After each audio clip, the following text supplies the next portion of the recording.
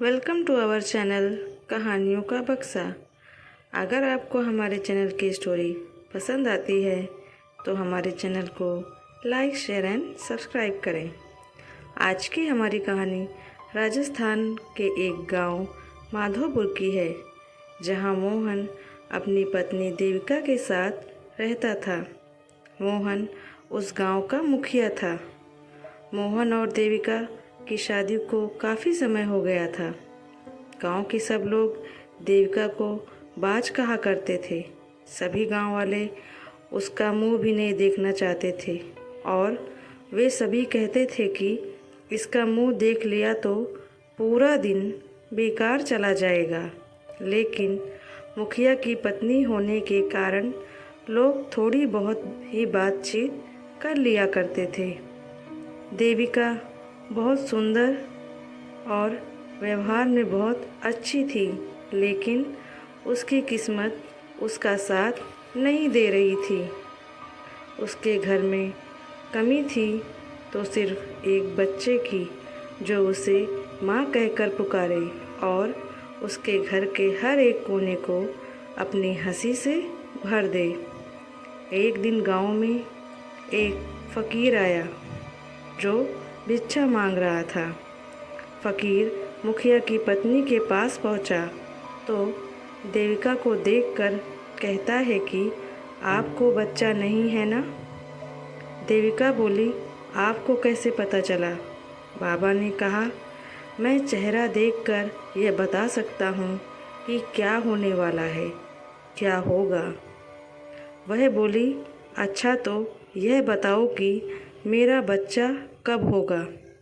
तो बाबा ने कहा, आपको भगवान ने बच्चा तो नहीं दिया, पर मैं एक रास्ता बताता हूँ, वह सुनो। तुम अमावस्या की रात को किसी एक ऐसे लड़के की बलि पीपल के पेड़ के नीचे दो जो कि अपने माँ बाप की एकलौता पुत्र हो, और फिर तुम उसके खून से अपने बाल धोना।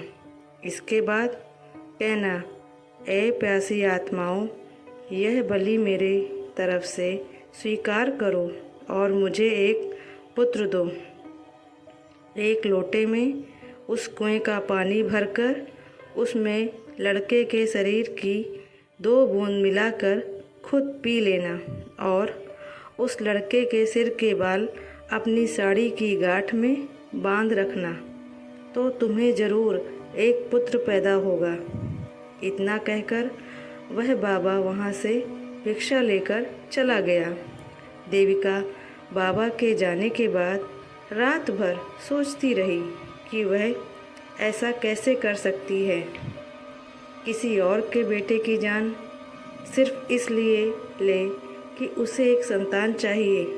दूसरे दिन देविका ने जब गांव वालों को उसके बारे में बात करते सुना तो उससे सहा नहीं गया। उस दिन के ठीक 3 दिन बाद अमावस्या थी। देविका ने मन ही मन यह ठान लिया था कि वह वही करेगी जो उसके लिए ठीक होगा। देविका ने वही किया जो उस बाबा ने उसे बताया था। उसने अपनी देवरानी के लड़के की बलि दे दी और खून की 2 बूंदें पानी में मिलाकर पी लिया। उस बच्चे के सिर के कुछ बाल को काटकर अपनी गांठ में बांध लिया और बिना पीछे मुड़े अपने घर आ गई।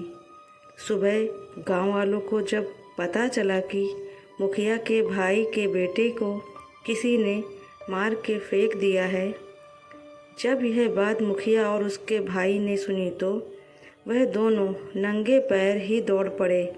धीरे धीरे सारा गांव इकट्ठा हो गया। उस लड़के की माँ का रो रो कर बुरा हाल हो गया था। तब एक व्यक्ति ने हिम्मत जुटाकर उसके सिर को धड़ से जोड़ा और उस नदी में बहाने की सलाह दी, और फिर सभी गांव वालों ने वैसा ही किया। लोगों ने लाश को पानी में बहा दिया। सब लोग यही कह रहे थे, किसने किया यह सब, कैसे हुआ यह सब। लोगों के लिए यह घटना चिंता का विषय बन गई थी। जब मुखिया घर पहुंचा तो देखता है कि उसकी पत्नी तो पकवान बना रही थी। वह बड़ी खुश नज़र आ रही थी। मुखिया ने क्रोध में कहा कि क्या तुम्हें यह पता नहीं है या तुम नाटक कर रही हो? क्या तुम्हें इस बात का बिल्कुल भी दुख नहीं है कि हमारे भाई का बेटा मर गया है? वह पहले ऐसी नज़रों से देखी जैसे कि उसे मार ही डालेगी। फिर कहने लगी, लड़का उसका मरा है, मेरा नहीं। मैं क्यों शोक मनाऊं? और हंसने लगी और कहने लगी, तुम पागल हो। तुम्हें तो खुश होना चाहिए कि अब तुम्हारे भी एक पुत्र आने वाला है, और यह जानकर और खुशी होगी कि वह इस जायदाद का अकेला वारिस होगा। और यह सब कहकर वह ज़ोर ज़ोर से हंसने लगी। देविका पुत्र मोह में इतनी पागल हो चुकी थी कि उसे सही और गलत का पता ही नहीं चल रहा था। देविका की ऐसी हंसी देखकर मुखिया को गुस्सा आ गया और वह उसे जान से मारने के लिए तलवार उठाने चला गया।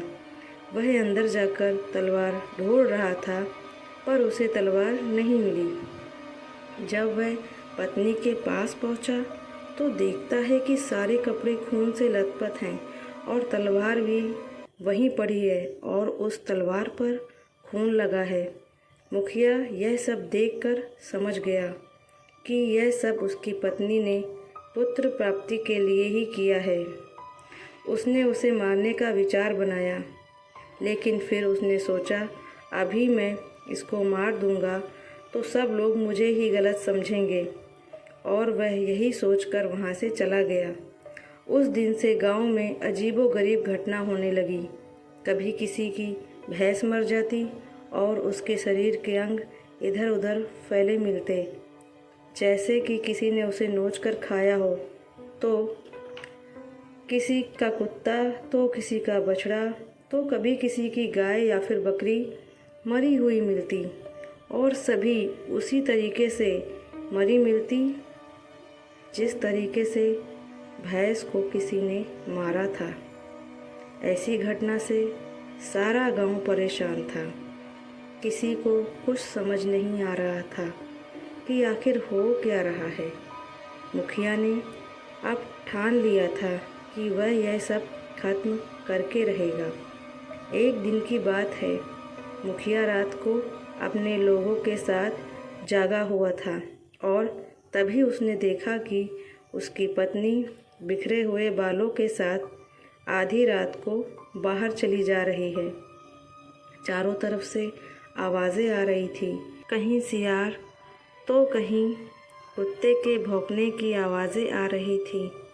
आज भादों की काली रात थी। ना जाने यह रात क्या कयामत ढाने वाली थी। अचानक से उन सभी को एक गाय के बच्चे की रंभाने की आवाज़ आने लगी। सभी उस आवाज़ की तरफ जाने लगे और फिर जो उन सभी ने देखा वह बहुत ही भयानक था। मुखिया की पत्नी ने उस गाय को और उसके बच्चे को मार दिया था और उसके शरीर के टुकड़े कर दिए थे। देविका बहुत डरावनी लग रही थी। देविका अब कुछ भी समझने की हालत में नहीं थी। मुखिया ने जब यह सब देखा तो उसने अपने सभी लोगों के साथ मिलकर अपनी पत्नी का सिर धड़ से अलग कर दिया, जैसा कि उसकी पत्नी सभी के साथ करती थी। इसके बाद से उस गांव में ऐसी घटना दोबारा कभी नहीं घटी।